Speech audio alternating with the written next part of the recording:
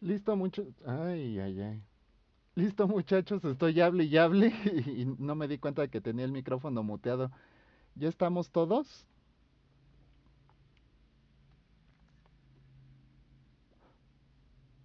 Ok. Ajá. Sí.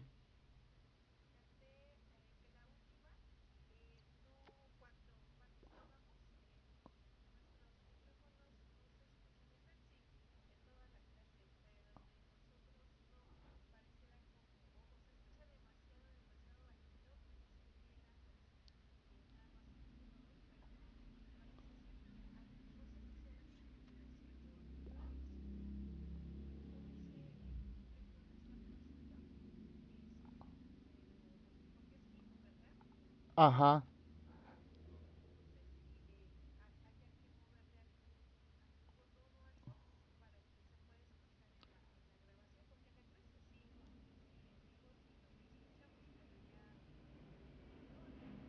Fíjate que hay un asunto con las normativas de privacidad y todo esto.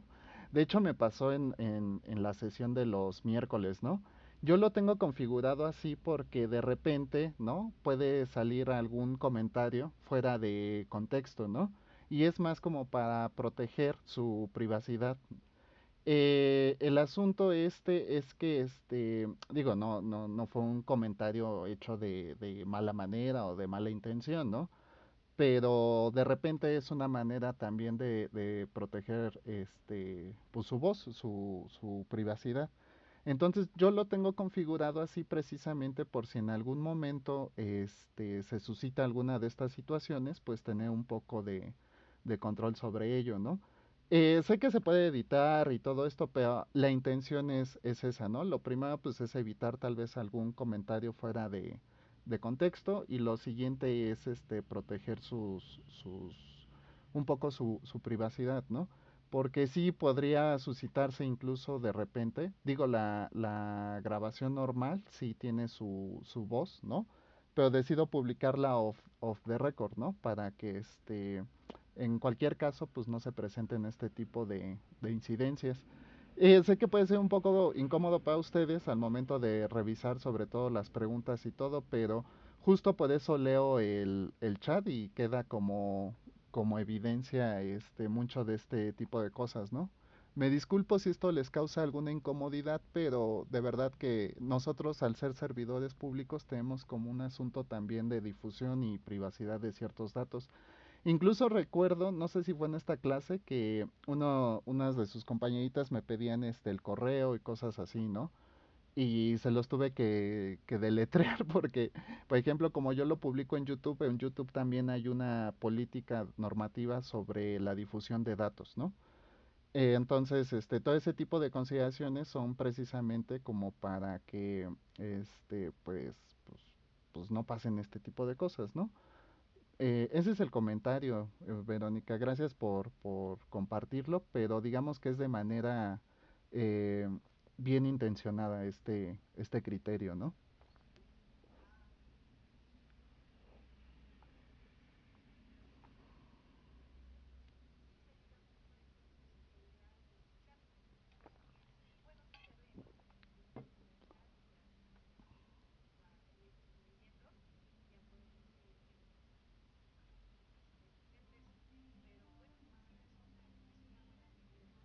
Sí, sí, sí.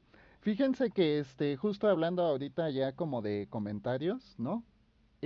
Quiero hacer un comentario porque ahora que he estado evaluando y retroalimentando sus tareas, que son las tareas auténticas, he notado una serie de coincidencias en la redacción y un poquito en la reflexión, ¿no? Sobre todo en este caso en el que les pedían en la actividad del módulo 2 en el... Ay, no prendí mi cámara. Avísenme, muchachos, si no me pierdo. Dejen que me encuadre la cámara. Ahí está. Hay un asunto, ¿no? Yo considero que no es que estén, ¿no? Usando la IA como para hacer sus tareas, ¿no? Más bien como que sospecho que le están poniendo algo de corrección de estilo a través de IA. Yo les he dicho que esto no, para mí no es correcto, ¿no? Supongo que hay consideraciones importantes del por qué se recurre a esto, ¿no? Hay un asunto porque, por ejemplo, ¿no? Encontré 6 tareas que inician de manera muy similar, ¿no? Dice, el movimiento del 68 fue un momento obscuro en la historia de México, ¿no? El movimiento del 68 marcó una etapa en la historia de México, ¿no? El movimiento estudiantil del 60... Y entonces cuando empiezo a comparar la estructura, ¿no? Del desarrollo de los párrafos, del contenido, pues me doy cuenta que hay como una serie de coincidencias en la redacción. Eh, no he decidido sancionarlo porque sí creo que hay mucho aporte, ¿no? De su reflexión por lo que hemos visto en clase, por la manera en la que he podido conversar con ustedes. Considero que no es como del todo penalizable, ¿no? Pero también me lleva al segundo punto. Van a decir que soy muy estricto en este criterio, pero no me están incluyendo, ¿no?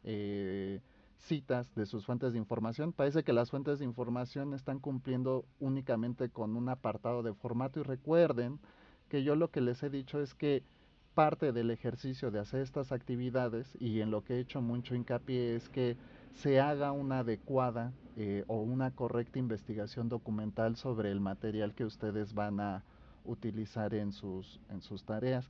Entonces, siento de algún modo, porque he visto muchas tareas que recaen ya en una opinión muy subjetiva, muy personal, muy valorativa sobre lo que es su opinión. Incluso hubo una tarea donde un estudiante ponía, por ejemplo, ¿no? Que el movimiento del 68 le habían hecho falta algunos elementos porque es parte como del planteamiento hipotético de las preguntas que le ponen, ¿no? Y él dice, ah, pues es que debieron haber hecho más marchas, ¿no? Debieron haber hecho más volanteos, debieron haber hecho, bueno, no, ni siquiera decía más, o sea, decía, debieron haber hecho mítines, debieron haberse reunido, cosas así. Entonces fue una tarea que recayó únicamente como en la redacción de su opinión personal.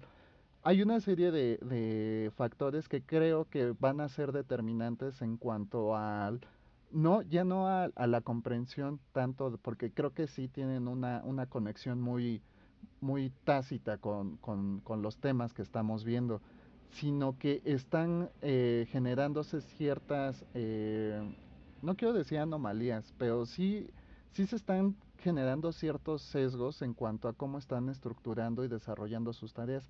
También he encontrado de repente que dentro de estos apartados, la verdad es que hay trabajos excelentes, ¿no? Yo incluso para corregirles, ¿qué les corrijo? Pues la gramática es correcta, la ortografía es correcta, el desarrollo de ideas es correcto, ¿no? Yo les digo y los exhorto, ¿no? Es una sincera invitación a que creo que un estudiante, ¿no? Que tiene, por ejemplo, un 60, un 70, tiene más oportunidad de corregir y de mejorar su aprendizaje que aquel estudiante que está utilizando ciertas herramientas, ¿no? No sé si sea solo inteligencia artificial, porque esa es una cosa, ¿no? Pero la manera en la que se están estructurando las actividades, ¿no? Les puede crear alguna, no quiero decir deficiencia, pero sí un área de oportunidad que después va a ser muy complicado de corregir. Entonces, una de las consideraciones de usar citas, ¿no? Es que ustedes puedan reflexionar cuáles son los aportes del autor y contrastarlo con sus propias ideas, ¿no? Cuando ustedes ponen, por ejemplo, ¿no? Pierre Bourdieu, ¿no? Ahorita que estoy viendo la plantilla, ¿no? Como dice Pierre Bourdieu en 1970, ¿no? Tal cosa, ¿no?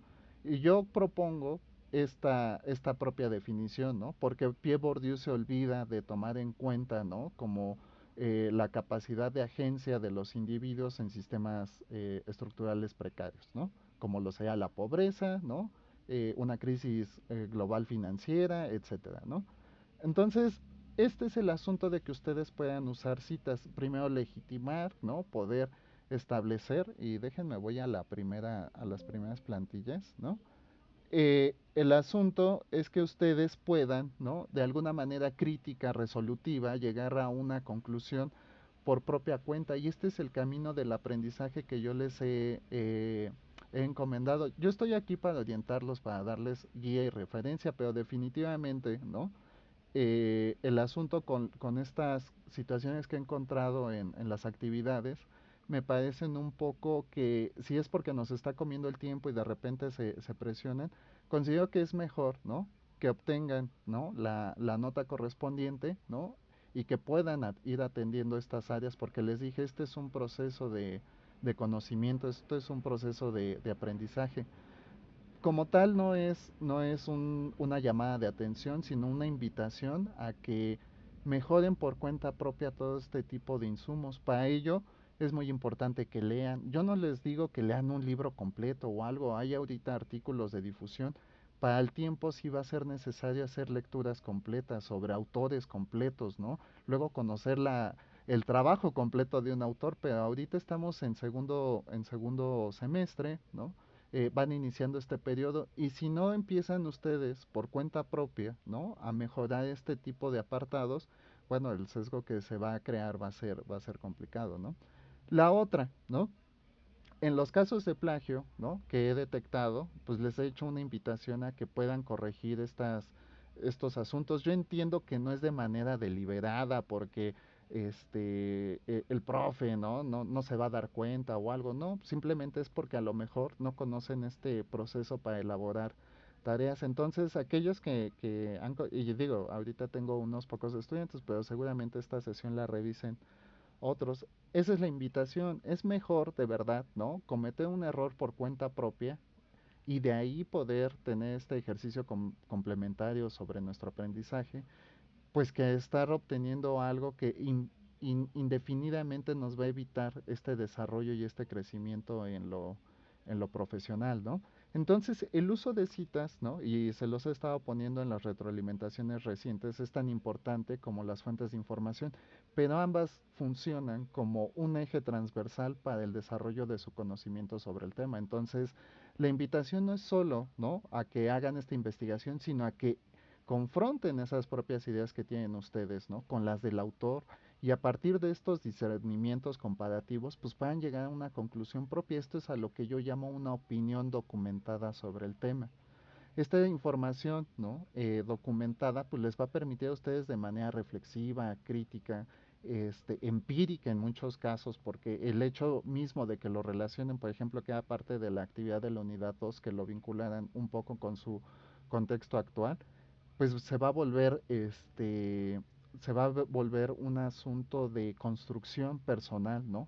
Para que ustedes mismos, si hemos hecho tanto énfasis en cómo comprendemos la realidad, pues estas son herramientas que a ustedes les van a ayudar de manera muy concreta, pues afinar estos elementos que necesitan para entender, como les decía, primero las categorías de análisis, luego las dimensiones de análisis y finalmente los objetos de estudio de cada uno de estos, ¿no? Elementos que vayan a estudiar, no ahorita en esta asignatura, ¿no? Sino en todo lo que les va a ayudar, en todas las asignaturas que van a tener en la carrera, y esto les va a ayudar muchísimo a poder hacer mejores tareas, a poder entender de mejor manera el aprendizaje que les está ofreciendo cada una de estas unidades de aprendizaje. Entonces, el asunto ahorita no es menor y creo que es un buen momento justo, ¿no? Para ir afinando todo este tipo de lineamientos. Y estos lineamientos no solo van dirigidos como a la ética académica, sino realmente como al aspecto moral de que ustedes puedan, de una manera introspectiva, pues darse cuenta de cuáles son los elementos en los que se puede mejorar de manera eficiente, ¿no? También entiendo que de repente para algunos es complicado. Uno de ustedes me puso en la pregunta, creo que era número 2, ¿no? De qué hubieran podido cambiar, ¿no? En el tópico del conflicto que escogieron, ¿no? Y me dice, pues si yo pudiera, regresaría al pasado a avisarles de lo que va a pasar, ¿no? Y yo así como que, bueno, eso hipotéticamente ni siquiera es correcto, ¿no? Porque el asunto es vincular estos efectos, estos fenómenos, estos hechos del pasado, ¿no? Y ubicarlos de manera consecuente en nuestro presente para ver precisamente cuáles son esos efectos que no se deben retomar, ¿no? O cómo evitar esos efectos que nos están perjudicando hoy en día, ¿no?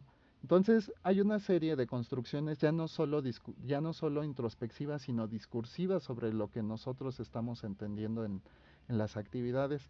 Este mensaje, pues, es para consolidar, ¿no? Que en algunos casos es importante atender estas cosas y quiero hacerlo como un mensaje general para todos porque en realidad la construcción del conocimiento sí es muy complicado plasmarlo a través de la letra escrita, ¿no? Bueno, aquí de la letra este, de la letra tecleada, ¿no?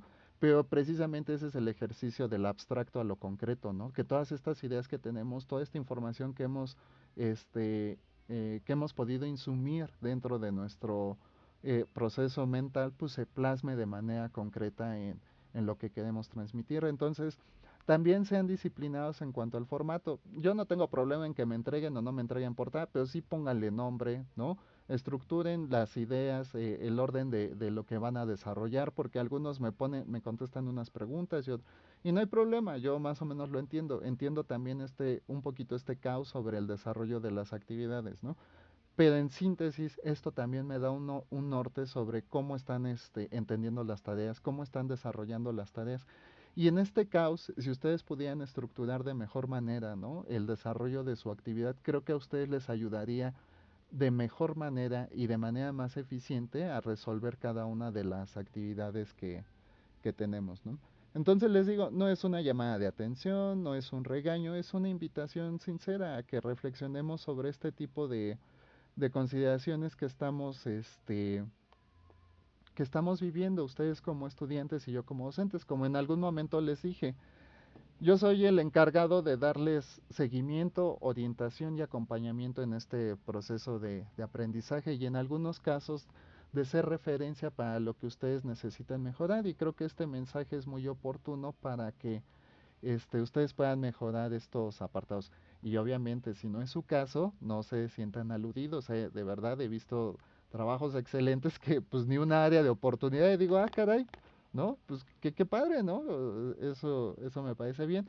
Y también aquellos que se están equivocando por cuenta propia, ¿no? Que están construyendo este aprendizaje con su propia redacción, que yo sí les digo, pues va a haber áreas de oportunidad que a lo mejor en algún momento podrían parecer duras, ¿no? Pero si en algún momento yo les sanciono, por ejemplo, la ortografía, ¿no? No lo tomen como algo negativo, al contrario, es un aviso para que ustedes, ¿no? Vayan poniendo atención un poquito en cuáles son los aspectos que van a mejorar, porque si los mejoran ahorita, seguramente el día de mañana no sean un problema, ¿no? O una piedra en el camino. Entonces, estas vicisitudes, ¿no? Sobre las notas y todo, considero que no es lo más importante, sino que ustedes puedan ir atendiendo y corrigiendo estas áreas de oportunidad.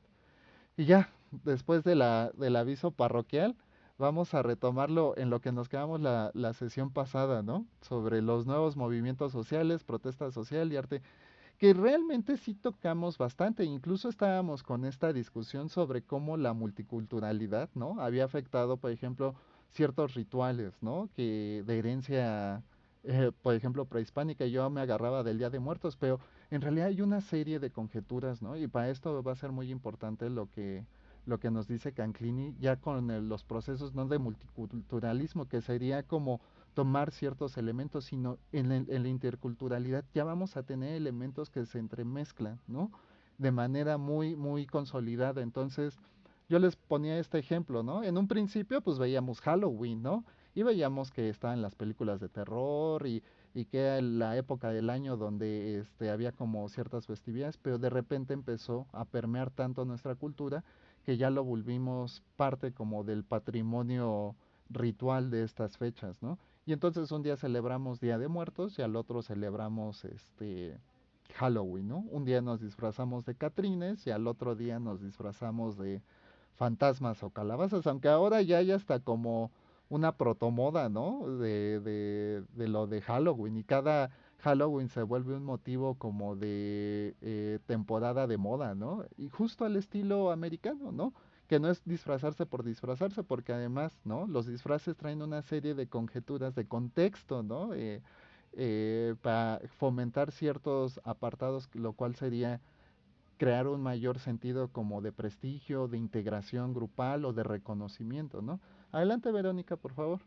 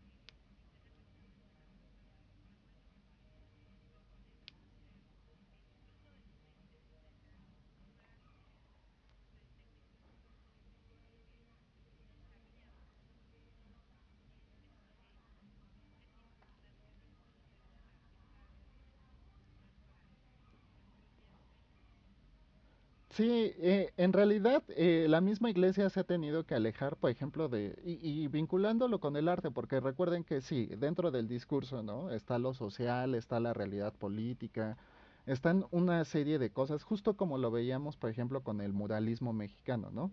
Que tenía como tres principios, digamos, que lo primero, ¿no? Era educar, ¿no? Al pueblo, llevar un mensaje de libertad, de autonomía, porque veníamos de un periodo revolucionario muy duro para el país, de verdad muy duro, ¿no? Muy duro porque se puso en jaque una serie de estructuras, la estructura política, la estructura social, ¿no? La estructura productiva.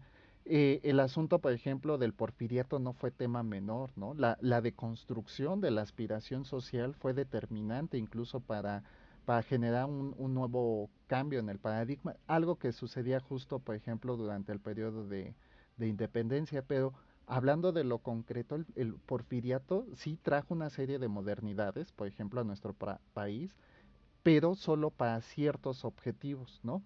La construcción del Palacio de Bellas Artes, en este tiempo también el inicio del Palacio de la Cámara, ¿no? De Legislativa, que era el monumento a la Revolución y que quedó inconcluso justamente por el inicio de la Revolución. Pero hablando de esto, por ejemplo, ¿no? Las grandes levas de gente originaria que eran no solo reclutadas, sino capturadas para trabajar en tiendas de raya donde vivían y morían endeudados con una baja calidad de vida, ¿no? Los asuntos, ¿no? De las textileras y de la fábrica de Cananea y Río Blanco, que fue una masacre indudable, ¿no? Todas estas construcciones históricas, todo este tipo de material, ¿no? Fue lo que trajo precisamente el muralismo mexicano. Y yo les comentaba lo de Diego Rivera, ¿no? Diego Rivera, a través de su muralismo, trataba de darnos, ¿no? Estos patrones sobre los cuales se había construido la historia de México. Entonces, el cambio, ¿no? Y justo les acentuaba esto del dadaísmo, ¿no? Que para mí había como tres movimientos artísticos históricos que habían roto como el paradigma de lo que se había escrito, ¿no? El primero, recuerdan que era el renacentismo, luego el realismo social, ¿no? A mediados del siglo XIX y finalmente el dadaísmo de 1917 a 24, ¿no? Como para ubicarlos un poco en la temporalidad, ¿no? Y justo, ¿no? El surrealismo, ¿no?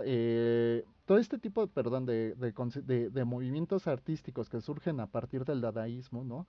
Pues traen una serie de transformaciones. La misma iglesia, ¿no? Para nuestro contexto actual ha tenido que deconstruir ciertos dogmas y ciertos paradigmas. Y ya ha tenido que ir aceptando nuevas formas, ¿no? De flexibilización sobre lo que se considera correcto. El Papa Benito, por ejemplo, pues estaba hablando de ya como de un nuevo sistema inclusivo de los nuevos roles asignados o de los nuevos roles concebidos. No sé si decía asignados o concebidos porque me vayan a criticar la palabra, pero en esta nueva configuración de roles, ¿no? La misma iglesia ha tenido que ir flexibilizando una serie, como tú dices bien, Verónica, de condiciones que a través de la historia, ¿no? Se habían acentuado, se habían basificado de manera, digamos, no sé cómo decirlo, inflexible, incorruptible, intransformable, ¿no? En el tiempo. Entonces, la misma iglesia ha tenido que hacer una nueva serie de reformas estructurales, ¿no? En cuanto a los paradigmas que tiene, en cuanto a los reglamentos que tiene, ¿no?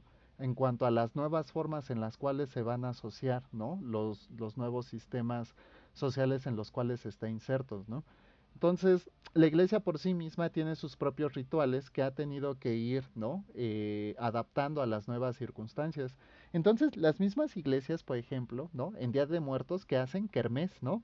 Y mucha de la temática, pues ya es un sistema híbrido intercultural, ¿no? Entre lo que es el Halloween y lo que es y lo que es Día de Muertos, por ejemplo, ¿no? Y tratan de alguna manera de sostenerse a través como de ciertas ideologías prácticas, ¿no?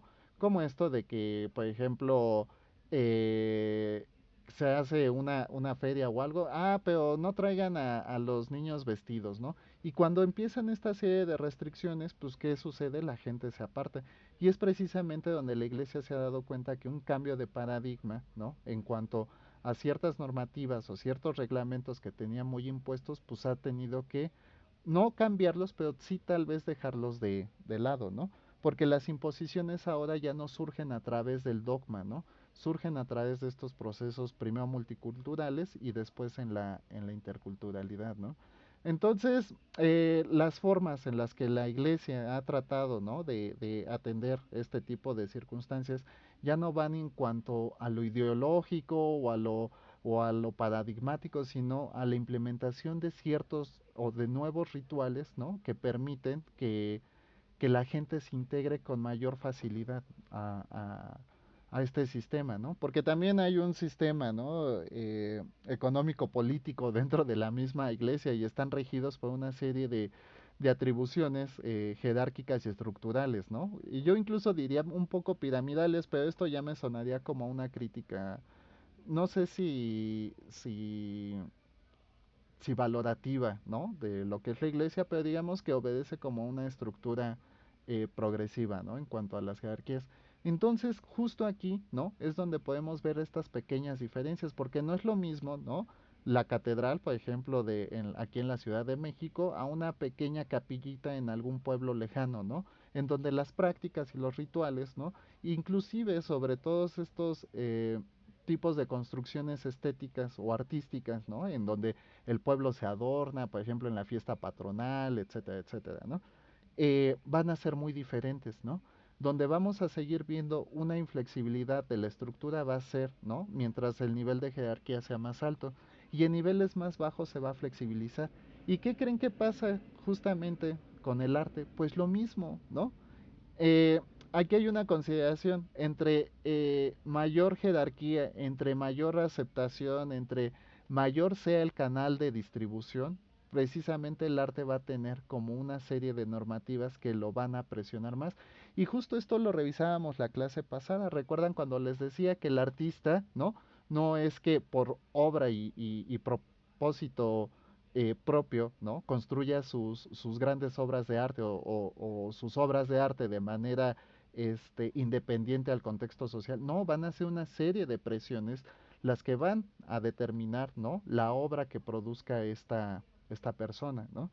Justo así pasa en el arte. De repente, ¿cuál es el propósito? Yo voy a hacer por ejemplo, un material, ¿no? Pictográfico para difusión porque el mensaje que quiero llevar es que altruista, ¿no? Es lucrativo, es es de orden benéfico, ¿no? Es de construcción espiritual, por ejemplo, ¿no? Va a depender mucho, ¿no? El objetivo de la audiencia al cual se dirija. Yo les digo público objetivo, ¿no? Porque a final de cuentas el público va a decidir qué ver y qué no ver, ¿no? Pero en esta construcción, ¿no? Entre audiencia y público objetivo, pues podemos ver, ¿no? La cualidad en la cual va a construir, ¿no? El artista su obra. Y todos estos efectos van a estar, ¿no? Como lo hemos visto a través de la construcción subjetiva de la realidad que tenemos cada uno de nosotros. Y en este caso el artista. Pero hablando ya, por ejemplo, de posiciones jerárquicas, no es lo mismo, por ejemplo, yo, Javier, que tengo en mis redes sociales 20 seguidores en total, ¿no? Y entonces elaboro una fotografía, ¿no? Para llevar un mensaje positivo de ánimo, ¿no? A un gran artista que sus pinturas valen millones de dólares, que se presenta en las mejores y más grandes galerías del mundo, etcétera, ¿no? ¿Por qué? Porque los ojos, la presión que va a tener esa persona va a ser mucho más compleja, ¿no? Esto también va a pasar en otros contextos y últimamente, ¿no? Y justo en la clase pasada nos quedamos con este tema de la música, ¿no? En la otra sesión incluso hablábamos de Bad Bunny y que era arte y cosas así, ¿no? Pero justo, ¿no? La música ha sido como una componenda de la composición social del contexto en el cual, ¿no? Se está elaborando y difundiendo la música, ¿no? La música ha tenido, la pintura digamos que pragmáticamente siempre ha tenido sus críticas, ¿no? Sus opositores y ¿cómo decirlo? Sus fans, ¿no? Sus seguidores, ¿no? Pero en la música, ¿no? La música ha sido siempre como un ritual, ¿no? De anarquismo, de revolución, de etcétera, etcétera, etcétera, ¿no? Entonces, en la actualidad podemos ver, ¿no? Que la música como síndrome de protesta, o como una forma, ¿no? De estética diferente a lo que podría declararse, por ejemplo, con lo que serían las bellas artes, ¿no? Pues se suscita de una manera constructiva diferente a todo lo demás. ¿Por qué? Porque en la música incluso hay un eje, ¿no? Digamos, dependiente, ¿no? O la música es una variable dependiente de una de las bellas artes que es la danza, ¿no? Y yo quiero hablar de danza, pero podemos decirle baile o la forma estética y rítmica de acompañar la música, ¿no? De manera corpórea. El asunto con los movimientos sociales y la comprensión del arte, ¿no? Es que justamente son son en estas coyunturas, ¿no? Donde se presentan estas innovaciones, en donde el artista decide romper con lo establecido, en donde el artista decide romper, ¿no? La audiencia, ¿no? El objetivo de la audiencia o del público objetivo, ¿no? Pero también decide romper con los canales de distribución tradicionales. Recuerden mucho, por ejemplo, y si es su caso, ¿no? Yo quisiera darles otro ejemplo, pero algo que acorde al contexto temporal, ¿no? De ustedes. Recuerdan a Justin Bieber cómo empezó, ¿no? O a Lily Allen, ¿no? Si quieren otro tipo de... Ay, se me apagó la cámara. Este, ¿cómo empiezan, no? En esa versión contra las disqueras que lo que proclamaban, ¿no? Era tener el control de un artista y entonces ellos, ¿qué hace Justin Bieber? Pues empieza a subir su música a YouTube de manera gratuita, ¿no? Y empieza a hacer una serie de cosas. Y luego tenemos aquí, por ejemplo, algunos otros cantantes. Creo que hay una que se llama Flor Amargo, que se subía al metro a cantar, ¿no? Y luego estos videos los subía y a la gente le empezó a gustar. Entonces, no es solo, ¿no? El rompimiento de lo establecido en cuanto a la construcción estética del objeto de arte, sino ya es romper, ¿no? Con los canales tradicionales, con lo ortodoxo que propone este tipo de consideraciones, porque como les digo, va a ser el propósito del artista, ¿no? Va a ser una labor altruista, benéfica o lucrativa, ¿no? Y si estamos en lo lucrativo, pues nos iríamos a teoría clásica de la elección, ¿no? A la economía clásica, y entonces sería el máximo beneficio, ¿no? Por la menor cantidad de recursos asignados. Adelante, Verónica, por favor.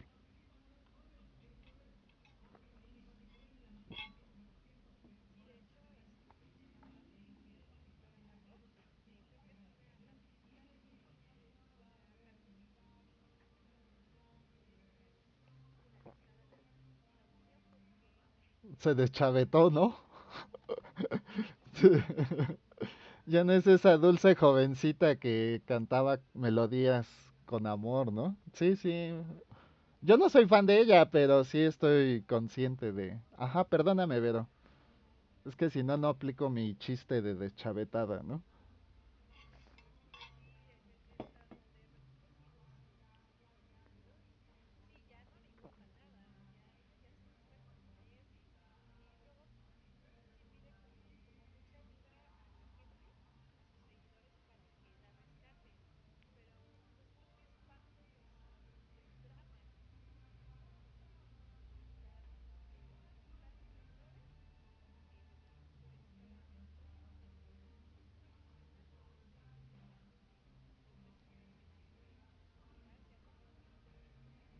Sí, pues va a haber corrientes, ¿no? En esta construcción multicultural. Por ejemplo, una bien importante, ¿no? Es el pop art de Andy Warhol, ¿no? ¿Recuerdan esta pintura de Campbell's, ¿no? De la lata de sopa Campbell's, ¿no? Aunque es algo, ¿no? Que está construido a partir de la cultura pop, ¿no? De los años 60 o 70, no, no, según yo son 60. ¿Cuál es el asunto en la deconstrucción artística, no? Pues la ironía, ¿no? Porque Andy Warhol se va contra elementos reconocidos de manera popular, ¿no? De manera masiva, y a través de esto hace una crítica hacia el consumismo de la población, ¿no? Entonces, las corrientes, ¿no? Y justo pasa esto como lo que tú dices de Flo Amargo, ¿no? Pues de repente, ¿no? Es hacer una crítica, ¿no? De manera hasta irónica, ¿no? A todos estos síndromes, ¿no?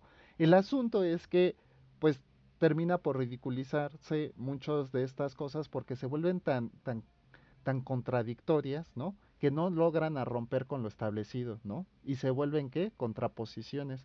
Y de verdad lo podemos ver en una serie de situaciones. Me acuerdo mucho de Hetfield, no me acuerdo de su nombre, el vocalista de Metallica, ¿no?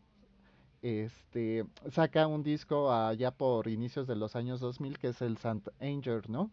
Y él da una entrevista en la que dice pues que él ha tenido una vida de excesos, que se arrepiente como de muchas malas decisiones que tomó y que no sé qué, ¿no? Pero Metallica se había construido en este síndrome de anarquismo, ¿no? Del metal, del hard rock, era la vida a la que los muchachos, o sea, era el símbolo que, y cuando sale a dar este discurso, pues hay un rompimiento del paradigma de cómo la gente, ¿no? Lo identificaba. Entonces va a haber, ¿no? Artistas como Andy Warhol, ¿no? Que a través, ¿no? De ciertos elementos va a poder hacer una revisión, ¿no? Histórica sobre lo que quiere romper y a través precisamente, yo digo, de esta ironía construida, ¿no? De rescatar los elementos que son reconocidos, ¿no? En este síndrome de identidad que tenemos, ¿no? Pues hacer críticas. Pero va a haber otros, ¿no? Otros efectos como, como lo que sería Flor Amargo, que al no poder romper con estas estructuras, ¿no? Al no poder, ¿no? De manera ya ni siquiera real, sino simbólica, que a veces lo simbólico es mucho más importante que lo real, ¿no? O como el caso que les pongo de Hetfield, ¿no? De romper con lo establecido, ¿no? En realidad no es un asunto de redención, no es un asunto de pragmatismo político, ¿no? Es un asunto de querer llevar, ¿no? A nuevos ejes estos movimientos, ¿no? Artísticos, pero que no logran romper con la estructura, tal como lo sería el caso de Andy Warhol, ¿no? Adelante, Verónica.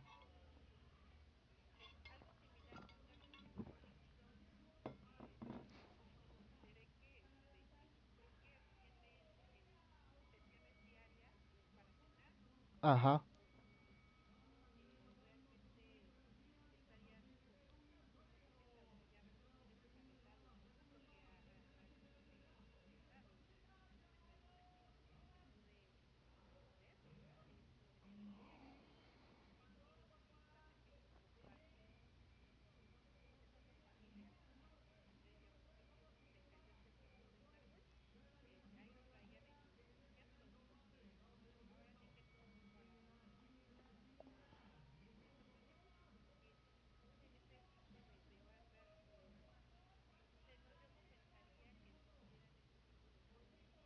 Claro, justamente yo les he hecho hincapié, más allá del discurso de la estructura política, social, económica, ¿no? Hay un efecto que para mí, pues es que soy antropólogo, ¿no? Ustedes si en alguna otra clase les dicen que no, que es lo económico, porque les he dicho que el valor formativo para todos, ¿no? Para todos aquellos que tenemos un desarrollo académico es una manera de construir y comprender la realidad y yo soy antropólogo social y aunque tengo posgrado en sociología del trabajo, lo que ustedes quieran, ¿no? Yo veo la vida como cultura, ¿no? Y para mí, ¿no? Esa categoría de análisis que es en lo que les he insistido es la más importante, ¿no? Una de las maneras, Verónica, ¿no? De regular la violencia, les he dicho que es el ritual. Cuando nosotros logramos ritualizar muchas de nuestras prácticas, de llevar a cabo nuestra comprensión de la realidad a través de lo ritual, ¿no? Es cuando se sofistica, ¿no? Estos niveles de violencia y dejamos la violencia para civilizarnos. Es un tema que ha tocado Bourdieu, Norbert Elias, Foucault, todo el mundo lo toca porque en realidad a través del ritual y justo, o sea, mucho de este coaching de literatura Sanborns que yo le llamo, ¿no? De ser eficiente, párate a las 5 de la mañana, sé productivo, no duermas, trabaja 20 horas, duerme 2 y sueña otras 2, etcétera. Miren, no voy a entrar en esa discusión, pero a lo que va, ¿no? Es que la construcción del ritual de manera social, ¿no? Nos va primero, como dice Verónica, poder tener interacción, ¿no? Y lo segundo, ¿no? Sería reducir la violencia o los temas de agresividad social. Y estos son factores que ha tratado de trabajar el Estado, que ha tratado de trabajar la Iglesia, que ha tratado de trabajar, por ejemplo, los sistemas productivos ofreciendo un proyecto de vida por medio del trabajo, por ejemplo, ¿no? O por medio de el club de las... ¿Cuál es el club de las 4 de la mañana, Vero?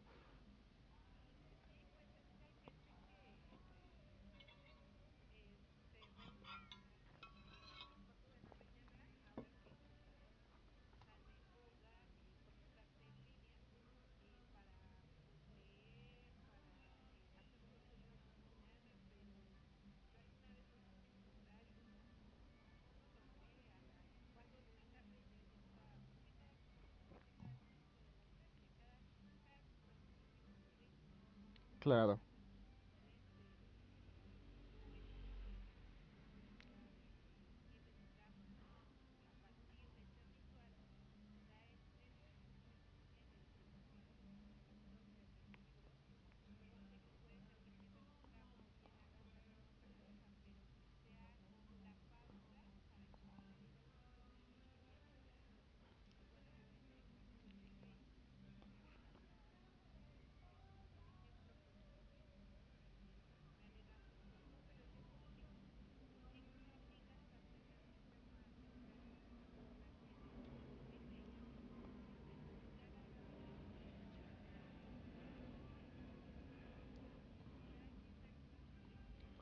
Sí, en realidad, por ejemplo, la psicología neurolingüística, ¿no? Porque que es la base de toda esta construcción de estos procesos neurocognitivos, ¿no? Ha desarrollado muchas tareas y la verdad es que regularmente están mal, ¿no?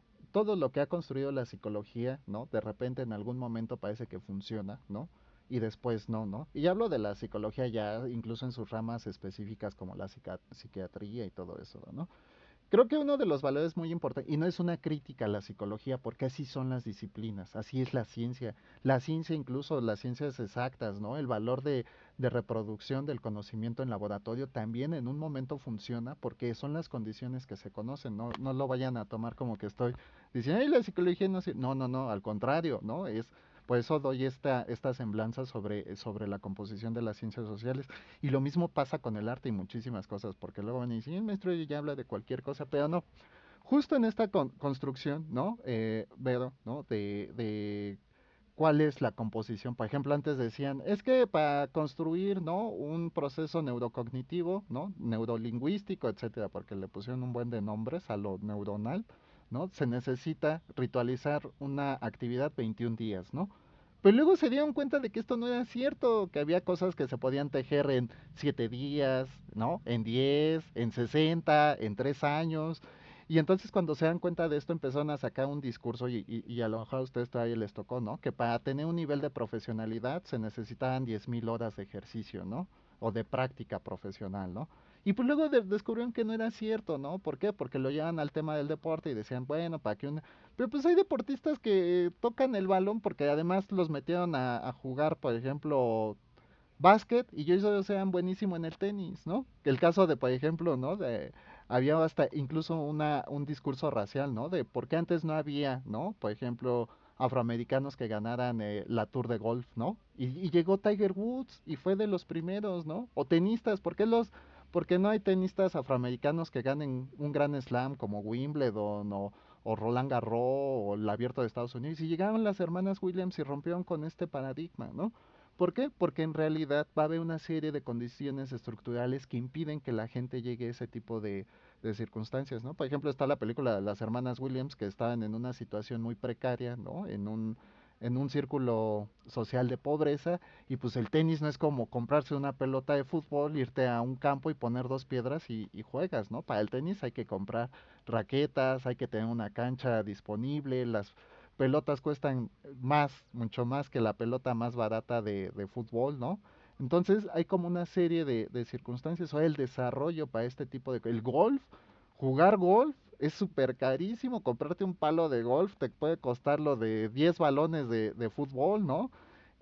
Son como cosas contextuales y estructurales, ¿no? Lo que rompen, pero justo en este azar, ¿no? De la construcción, de lo que se puede marcar como ritual, es la manera en la que nosotros interiorizamos la estructura, ¿no? En nuestra propia, ¿no? Construcción subjetiva de la realidad. Entonces dice Vero, por ejemplo, ¿no?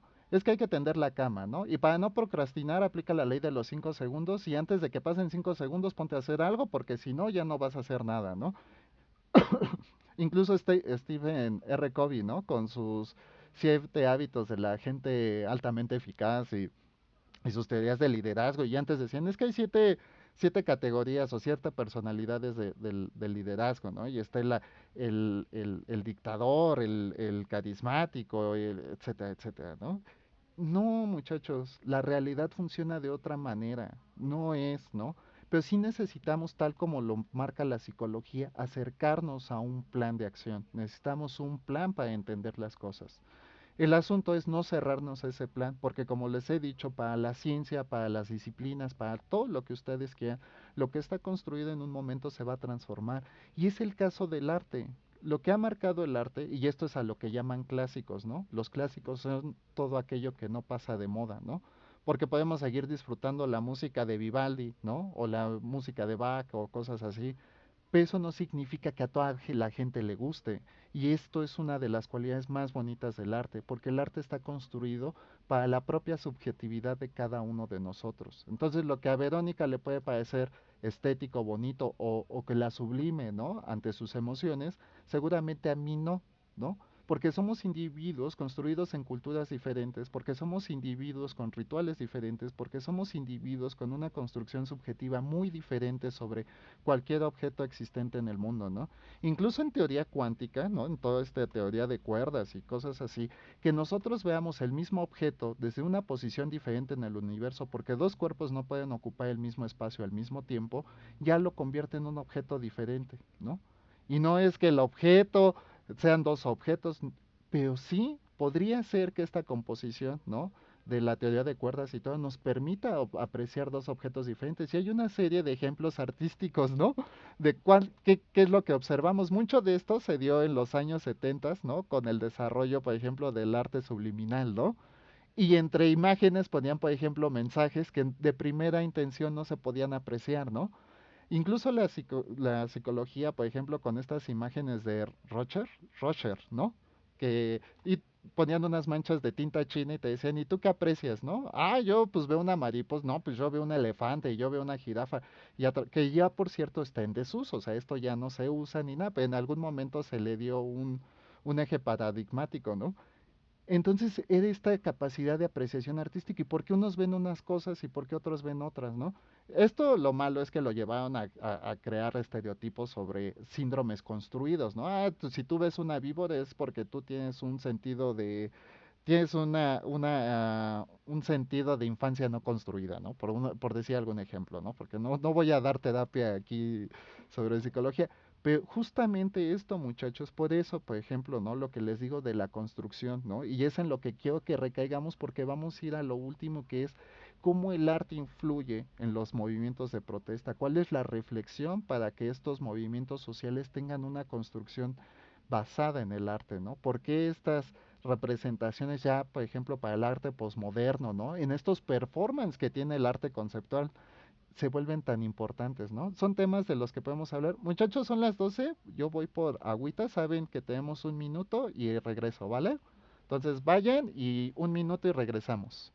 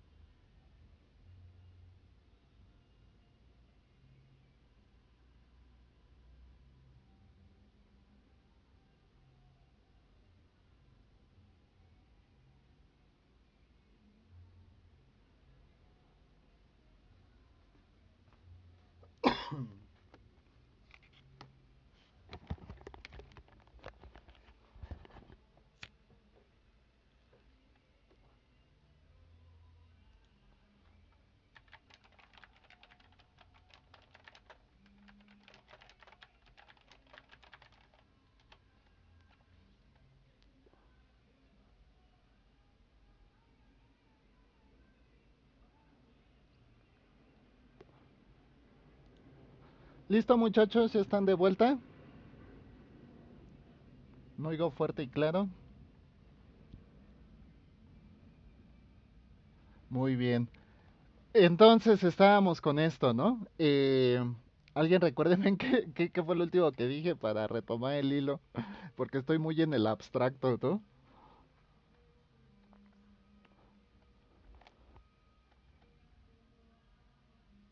Bueno, voy a retomar lo de la construcción del arte, ¿no? Y justo recordaba esto de que el ritual como parte importante, no solo como de la regulación, ¿no? De la violencia entre los individuos de un grupo social, sino también, ¿no? En esta capacidad de consolidar el arte como parte de un movimiento. Y justo aquí recae, por ejemplo, ciertas de las pintas que podemos ver en algunos barrios, ¿no? Y que ponen, por ejemplo, a la Virgen de Guadalupe, ¿no? Y que traen mensajes, o Jesucristo, ¿no? Y traen mensajitos así como, hijo, yo te perdono todo, ¿no? Porque siempre serás mi hijo. Y estos son mensajes que construyen mucho, por ejemplo, el núcleo familiar, incluso en la religión cristiana, ¿no? Todos estos mensajes. Y es justo aquí donde vemos, por ejemplo, este arte, ¿no? Que de repente Verónica nos hablaba, ¿no? De lo que le ha costado a la iglesia, ¿no? A través de siglos, hacer una composición, ¿no? De los mensajes que quiere transmitir, pero de repente ve a la Virgencita de Guadalupe con una persona que trae una botella o algunos otros insumos, ¿no? Para alterar un poco la realidad, ¿no? Pues se vuelven como actos flexibilizadores, porque esto no lo vemos nunca en una capilla, en una iglesia o en una catedral, ¿no? Esto se vuelve una apropiación, ¿no? Intercultural de la iglesia con un contexto social, por ejemplo, precario. O luego vemos, están estas figuritas de Distroller, o no me acuerdo cómo se llama, que traen a la Virgencita de Guadalupe, ¿no? Y ponen, creo que he visto, yo incluso tengo un llaverito, ¿no? De esos, que tiene a la Virgencita de Guadalupe, pero es una versión como caricaturizada, infantilizada de la Virgencita de Guadalupe, ¿no? Y bueno, yo no he visto que la iglesia salga a decir prohíbo este tipo de cosas, o todos aquellos que traigan esta imagen apócrifa, ¿no? Basándonos en cuando Moisés abrió el mar Caspio y dijo que no adorarán figuras, ¿no? Y estaba lo del becerro de oro, que creo que tocamos en esta clase en algún momento, ¿no? Alguien mencionaba lo del becerro de oro. Bueno, el asunto es ese, la misma iglesia tiene que ir haciendo como estas acepciones, ¿no? Estas nuevas construcciones estéticas que se suscitan, ¿no? Mucho del arte urbano que vamos a ver van a ser, ¿no? Discursos políticos o sociales de la realidad en la que esté inscrita este contexto, ¿no? Justo les hablaba de estos mensajes de la Virgencita y todo esto, y seguramente los veremos como en zonas donde abundan, por ejemplo, la precariedad. ¿Y por qué en la precariedad? En algún momento hablábamos que las estructuras de pobreza lo que traen consigo son una serie de síndromes sociales, como lo sería la violencia, condiciones como delictivas o cosas así. Son ejes, ¿no? Que arquetípicamente se van a basar en este tipo de socioestructuras, ¿no? Dice Verónica, también ha habido modas en la alimentación, ahora está de moda el ayuno intermitente, antes no hacer las tres comidas estaba súper satanizado por los nutricionistas. Pues cuando descubrieron que en realidad, ¿no? Depende la nutrición del tipo de metabolismo que tenemos, ¿no? Pero que sí, la cantidad y el tipo de calorías que consumimos va a depender, por ejemplo, primero del metabolismo y luego de la actividad diaria que tenemos. Pues hay gente que come dependiendo del tipo de objetivo que tenga, ¿no? Pero pues de repente ya no son tres comidas. Por ejemplo, los estadounidenses tienen cuatro comidas, que es desayuno, almuerzo, ¿no? Comida y la cena. Pero la merienda, ¿no? Pero la comida es creo que a las 5 de la tarde, ¿no? O 6 cuando muy tarde en sus horarios. Para nosotros la comida es pues entre la hora que se pueda y la hora que queda, pero digamos que está institucionalizada que nuestra comida es entre 2 y 5 de la tarde cuando mucho y la cena después de las 8, ¿no? Pero además la cena, por ejemplo, que nosotros tenemos y el desayuno por lo regular no es como como lo que conocemos en el sistema gringo, ¿no? Es muy diferente y estos también son rituales, ¿no? Como lo menciona Verónica. Supongo que esto fue cuando estábamos hablando de la ritualidad, ¿no? Dice Verónica, ayer cancelaron una fiesta patronal en Tláhuac porque hubo mucho disturbio y el evento perdió la esencia. Pues sí, justo porque en algún momento, ¿no? Yo se los mencionaba con las fiestas patronales, ¿no? Te doy al santito, ¿no? El tótem, la reliquia, eh, este objeto, ¿no? De prestigio simbólico. Ajá. eh, iba a decir el know-how, ¿no? Pero el asunto es este, ¿no? Y esto que hacía, que, bueno, sí, tú vas a, me voy a quedar con el santito y tú vas a ser la madrina. ¿Qué pasa con los niños Dios, no? Y tú vas a ser la madrina del vestido y tú la madrina de misa, o no sé cómo sea, porque ya no me acuerdo muy bien de cómo es el ritual, ¿no? Pero esto va integrando a la comunidad y el siguiente año se lo dan a otro para que esa familia, pues a través de ese objeto de prestigio, pues tenga también ese prestigio, ¿no? De ser la familia cuidadora. Sin embargo, no todos se integran al ritual de esta manera, ¿no? Muchos se integran, ¿qué? Por la fiesta, ¿no? Porque no son de la zona, porque no son parte del pueblo. Váyanse a Iztapalapa, que ahí están los, ¿qué? 7 pueblos originarios, según yo, ¿no? O 11, pero según yo son 7 pueblos originarios y son todos estos barrios, ¿no? ¿Y qué sucede cuando es la procesión de Cristo, ¿no? Pues se reúnen todos los pueblos, incluso entre la misma comunidad se cuidan y hacen todo lo necesario para que el evento se suscite de la mejor manera, pero pues siempre va a haber agentes externos, ¿no? Que no están implicados en el ritual. Cuando hablamos de ritual, significa que todos los miembros del clan, del grupo social o algo, pues están inmersos y tienen una tarea asignada. Entonces, si tú eres una de esas familias a las que no los hicieron padrinos de algo, pues seguramente el ritual no se simbolice ni se signifique de la misma manera. Y esto también pasa en el arte. Y justo les he hablado del proceso de identidad. Primero lo que nos es símil y luego de lo que nos queremos diferenciar.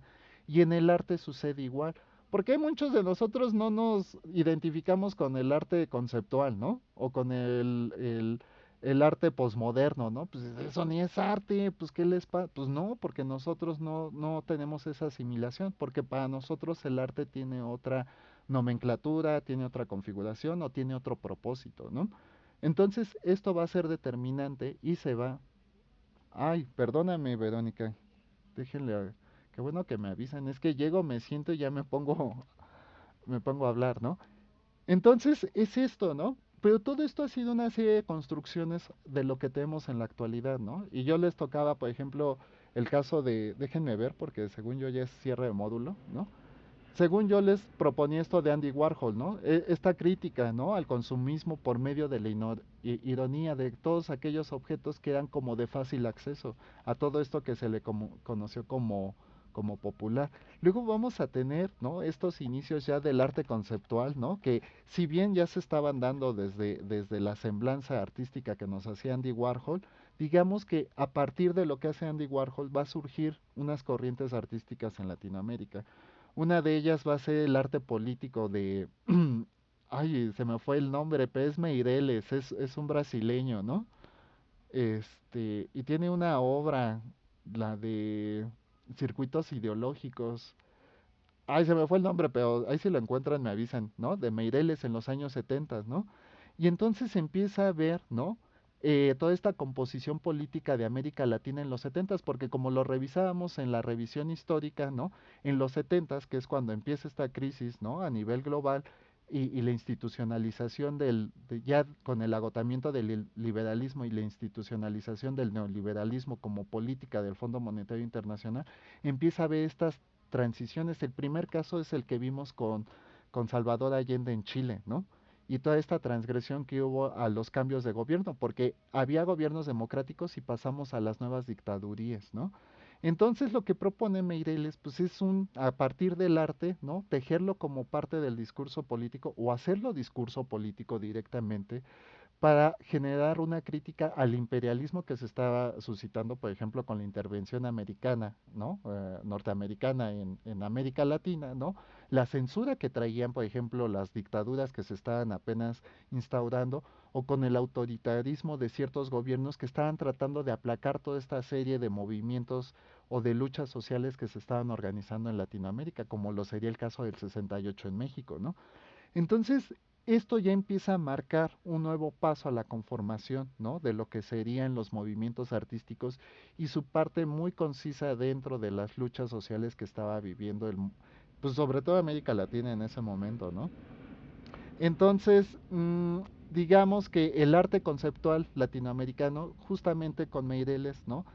Sienta su precedente y como efecto coyuntural del proceso histórico que estaba viviendo América Latina, pues, ¿cómo decirlo?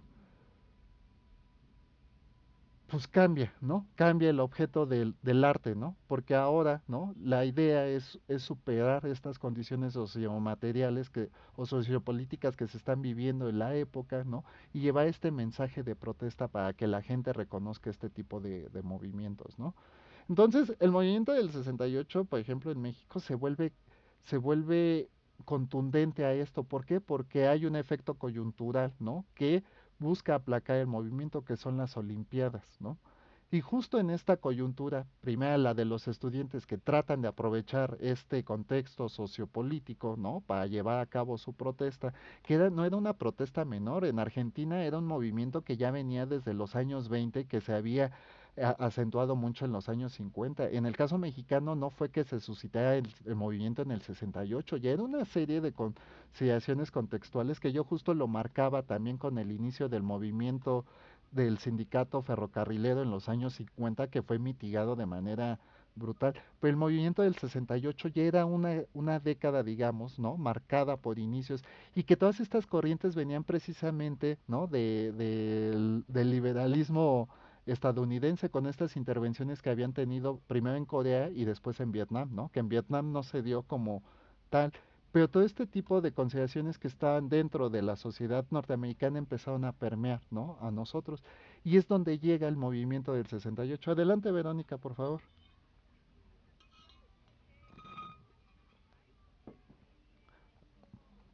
No, esa es una corriente económica de los fisiócratas, ¿no? Que sí, ya luego viene este Adam Smith y pone la mano invisible que regula el mercado, ¿no? Y ya él lo llama así de manera eufemística, pero es oferta y demanda, ¿no? Pero sí, lo de laissez-faire es de los fisiócratas y es del siglo XVIII, me parece, ¿no? Si no me equivoco, Verónica, luego te lo reviso, pero así de bote pronto creo que es así, ¿no? Este, el asunto con esto, ¿no? Es que sí, bueno, también ha habido tropicalizaciones de esto, Verónica? No te creas. Incluso para entender la ley de la oferta y la demanda en nuestros tiempos, ¿no? ¿Por qué de repente el kilo de naranja, ¿no? Cuesta 10 pesos y por qué de repente no hay siquiera naranjas para comprar, ¿no? O por qué muchos, pues precisamente porque se apoyan en esto, ¿no? Muchos de los, ¿cómo decirlo? Granjeros o grandes granjeros, ¿no? Prefieren perder la cosecha, ¿no? Que distribuirla o que regalarla o algo. O en algunos casos sí, incluso la llegan a regalar en la comunidad, ¿no? ¿Por qué? Porque es una manera de regular el mercado, ¿no? Deteniendo la oferta, ¿no? Bueno, deteniendo la oferta y aumentando la demanda. Y entonces prefieren perder 10 toneladas y vender una al precio de 20, ¿no? Y estas son las cosas. Son tropicalización, entonces seguramente si las has escuchado recientemente, pues sea como una de estas nuevas adaptaciones que se hacen a las teorías. Y como les dije hace un poco, ¿no? Con lo del arte clásico, pues son cosas que nunca pasan de moda, ¿no? La teoría de la elección, ¿no? La teoría de la agencia, pues está basada en economía clásica, por supuesto. Las teorías de Marx están basadas en teoría clásica económica, ¿no? Las nuevas teorías sobre liderazgo, sobre el liberalismo económico, la teoría keynesiana, pues están basadas en ideas de Smith, o sea, hay una. Por eso, no es que te corrijas, pero sí, seguramente si lo has escuchado ahora, a lo mejor sería bueno conocer el contexto en el que recientemente escuchaste esto, ¿no? Y entonces viene lo de Meireles, ¿no? Que les digo que ya es parte, ¿no? Como de la construcción del arte conceptual latinoamericano, pero implicando, ¿no? Esta serie de conexiones con los movimientos sociales. Y finalmente vamos a tener, ¿no? El arte feminista y decolonial, ¿no? Con Judith Vaca, ¿no? Que es Estados Unidos, México. Y ella hace una, una obra artística que se llama The Great Wall of Angels, of los Ángeles. Perdónenme porque no recuerdo si es en inglés, pero según yo debe ser las dos porque hay una hibridación del Spanglish, ¿no? Del inglés pocho, ¿no? Y es algo así, ¿no? Este, esta pintura se vuelve bien importante porque conjunta, ¿no? Varias de los fenotipos sociales que había en esta zona limítrofe de la frontera entre Estados Unidos y México, ¿no? Y hay un movimiento que aquí se repunta, ¿no? Porque si bien el movimiento, por ejemplo, feminista de los años 50, ¿no? Por ejemplo, aquí en México, luego el de los 60, el de los 70, recuerden que las Olimpiadas de México fue la primera vez que una mujer encendió el pebetero olímpico, ¿no? Creo que también México, no sé, pero debe ser, si no el primero de los primeros que le dio voto a la mujer, y creo que es en el 54, ¿no? Con las elecciones para el, ay, ya se me fue el periodo, ¿no? Pero a mediados de los años 50 es cuando en México creo que la mujer obtiene el derecho al voto, ¿no? Entonces hay una serie de transformaciones, pero digamos que aquí lo que entremezcla, ¿no? Con Judith Vaca pues es la zona cultural, ¿no? Es la nueva asignación de los roles femeninos, ¿no? Es la composición de la figura chicana, es cómo se perciben a los indígenas, ¿no? ¿Y por qué se vuelve tan importante incluir a los chicanos indigentes, a los indígenas, ¿no? Con el rol femenino, porque hasta ese momento, ¿no? En la percepción del actrista eran, ¿cómo decirlo? Clases sociales marginadas, ¿no? Eran clases sociales vulnerables, eran clases sociales que estaban, ¿no? En esta estructura social de la lucha por la justicia social, ¿no? Entonces se vuelve súper importante el discurso y siento que para el movimiento mexicano, a partir de toda esta construcción artística, empieza a haber una serie de innovaciones en los movimientos, ¿no? De la ejecución del rol femenino. Empieza a haber una nueva, no solo por esto, porque también empieza a haber una serie de variaciones. Esto se da, ¿no? A partir creo que de finales de los años 70, inicio de los años 80, ¿no? Pero todo este tipo de pintas que empieza a haber, por ejemplo, en el norte del país, de la nueva construcción, ¿no? De las figuras, eh, digamos, perímetrofes, ¿no? De la frontera entre Estados Unidos y México, empiezan a generar ya no solo un reconocimiento, sino un nuevo estilo, ¿no? Y es donde empezamos a ver una serie, incluso está esta obra de Sangre por Sangre, si no me equivoco, ¿no? Que es toda esta moda de lo chicano, ¿no? De lo, eh, de, de, de- no quiero decir como únicamente de la estética, porque sería reducirle como al arte conceptual precisamente o al arte pictográfico, sino al prototipo de vida, ¿no? Que se consideraba a partir de lo que se estaba construyendo en esos años, ¿no?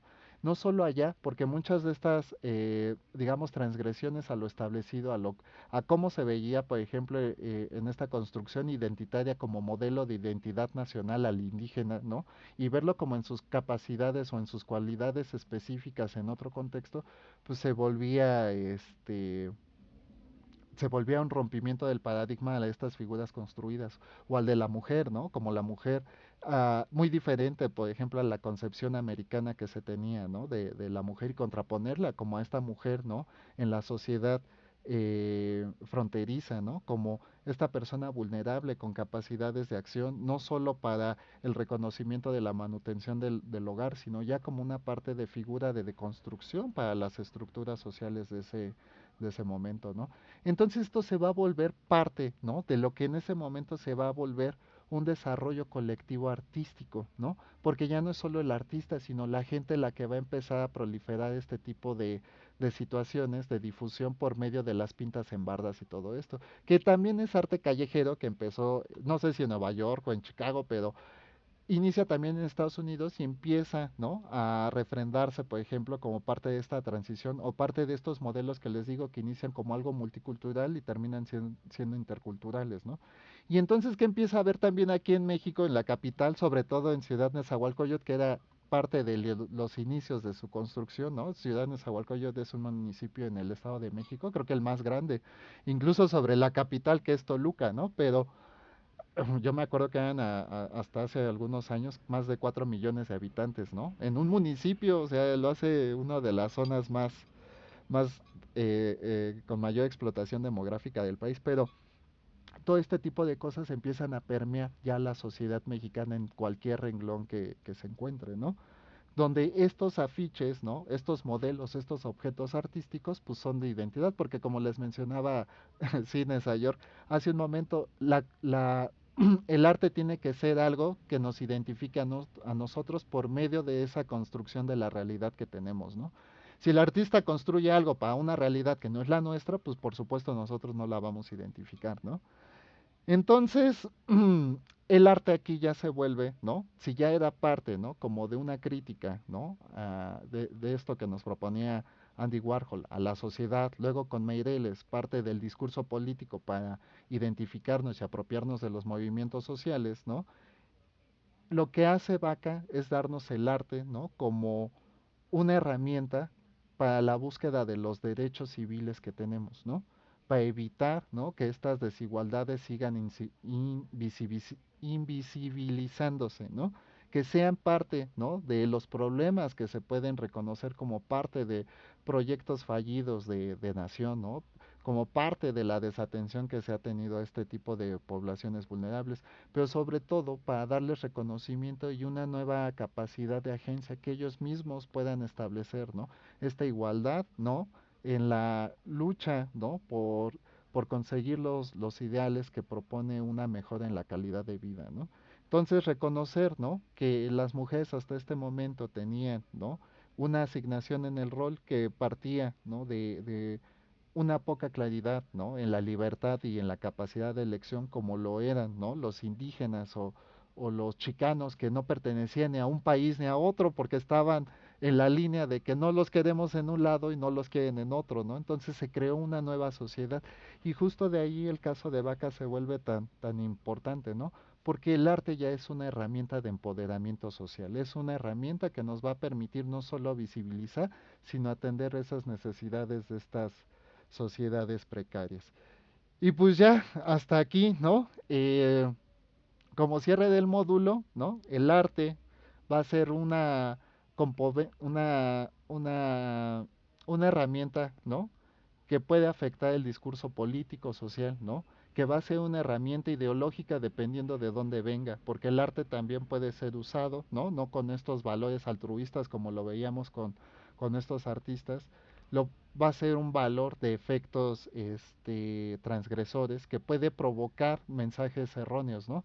Y recuerdan cuando las campañas políticas acentuaron esto, ¿no? Con las campañas de terror, ¿no? Por ejemplo, de que sobre todo en 2006 y 2012, ¿no? Porque esto era una corriente política en Estados Unidos, las campañas políticas de terror, ¿no?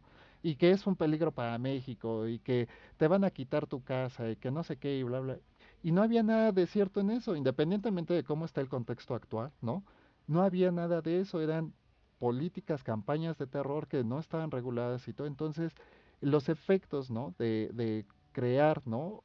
Objetos pictográficos, no sé si decir arte porque ahí la línea es muy difusa, ¿no? Pero obviamente lo hacía gente que se dedicaba a ese tipo de cosas porque había un objeto, un objetivo sobre ese objeto construido, ¿no? Se había establecido un canal de difusión y había una apreciación artística sobre lo que en ese contexto era permisible o identitario para la población, perdón, para el público objetivo, para la audiencia, ¿no? Entonces, por definición es arte, pero en realidad no sé si llamarlo arte de manera práctica. Ustedes determinarán eso para para darle nombre y etiqueta, pero en realidad el arte, ¿no? Se vuelve un instrumento, ¿no? Para llevar mensajes a las masas. Y a partir de esta construcción que tenemos desde Andy Warhol hasta los nuevos efectos del arte posmoderno conceptual, va a seguir teniendo el mismo objetivo. Va a depender mucho, ¿no? De la intención del artista, pero también de la construcción de la realidad, de la audiencia o del público objetivo, ¿no? Para asumir o consumir este tipo de elementos, ¿no? Y hasta aquí, Vero, alzaste la mano. Si tienen dudas, si tienen comentarios, Angie y Jorge también pueden participar, por favor. Adelante, Vero.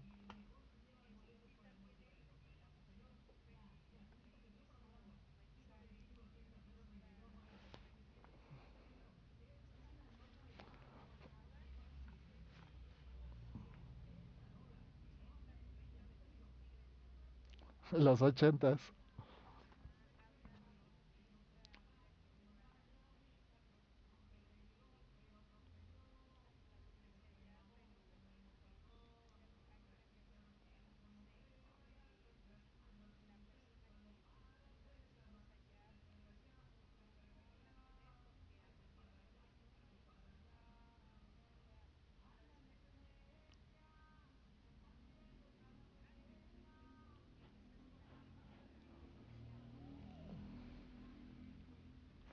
Sí, sí, sí. En realidad hasta hay tesis de los Tigres del Norte y la influencia cultural que han tenido, ¿no? Por ejemplo, en la composición social actual, sobre todo en estas zonas norte del país. Sí, sí hay una serie yo les digo que la música suele ser como lo más disruptivo para el arte, sobre todo porque es mucho más fácil romper con ciertos modelos, ¿no?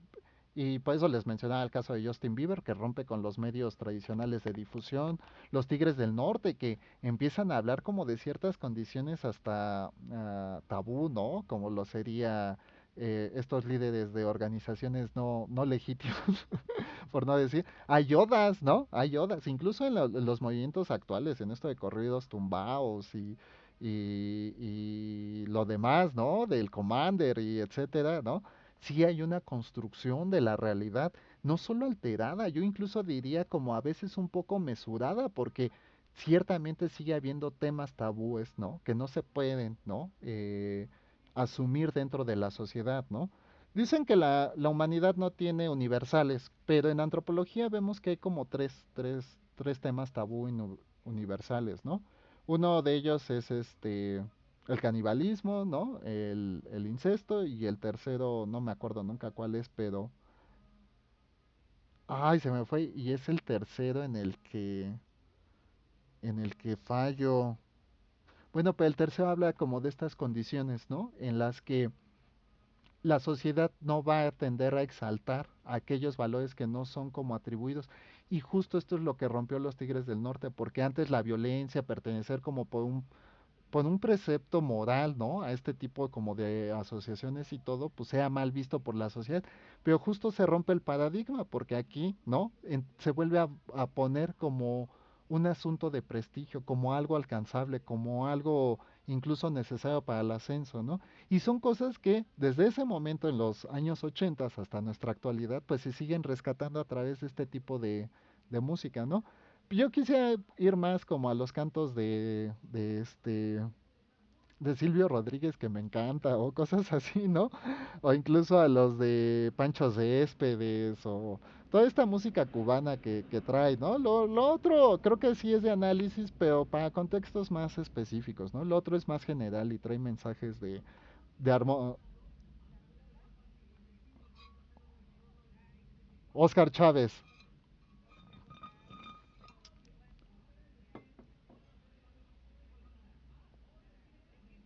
Silvio Rodríguez.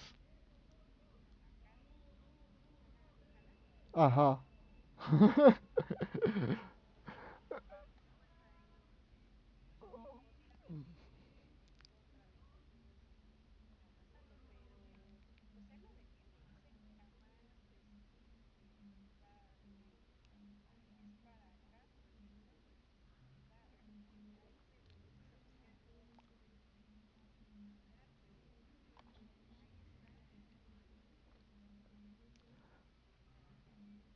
Sí, yo incluso les contaba algo de mi experiencia en Cuba, ¿no? En Cuba, ¿no? ¿No fue en esta clase? Ah, la siguiente clase me acuerdas y les cuento un poquito, ¿no? Porque el contexto cubano sí es complejo en muchas cosas, porque yo sí encontré gente que era pro revolución, ¿no? Y jóvenes, o sea, porque dijeran, bueno, fue la gente que quedó del 50 al 60 de cuando Castro termina la revolución en el 59, ¿no? Pero no, había jóvenes que sí eran pro revolución, ¿no? Y gente adulta que ya quería, ¿no? Cambio de régimen y encuentras de todo, ¿no? Entonces yo no podría decir, ay, sí hay más gente que es pro Fidel, ¿no? Y hay más, o hay más gente que está en contra de Fidel. La verdad es que la sociedad cubana tiene esta composición muy simétrica en mi propia opinión, ¿no? Pero la siguiente clase abordamos un poquito de por qué esto, porque ya se nos acabó. Y yo con gusto, la clase del otro grupo duró más tiempo, pero cuando quieran que tengamos una sesión larga, porque si no también me regañan de que los tengo aquí esclavizados, ¿no? Y mitigados a la discusión. Pero dejen este tema para la siguiente clase y si tienen ahorita alguna duda sobre lo que vimos, Angie y Jorge, hablen ahora o callen hasta la siguiente clase porque es momento, ¿no? Y si no, ya los libero para que vayan a seguir con sus tareas.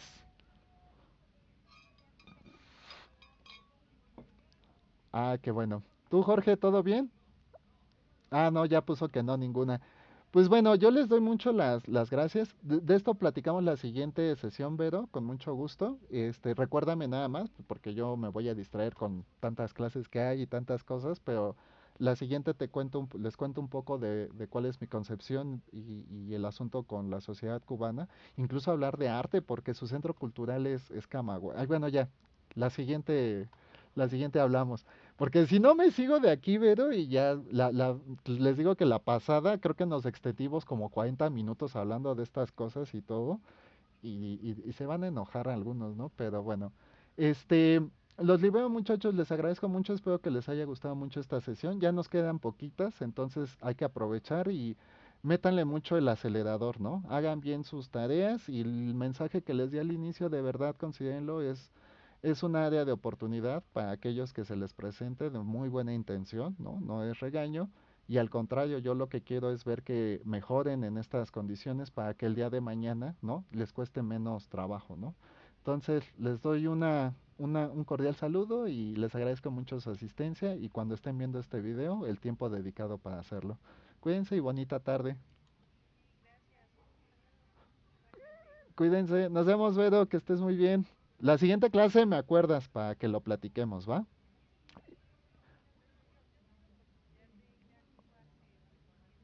Ajá,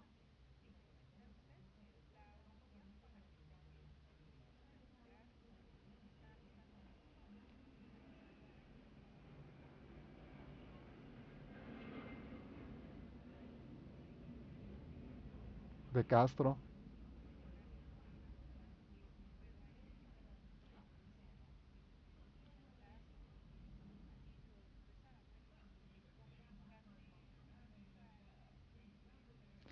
Sí, sí, porque l-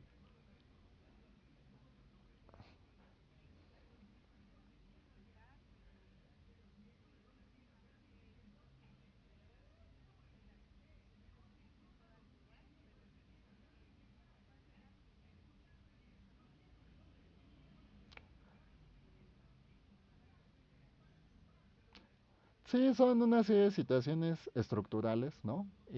Porque no es como de adrede, ¿no? De que como en Venezuela que había crisis y les daban los apagones, ¿no?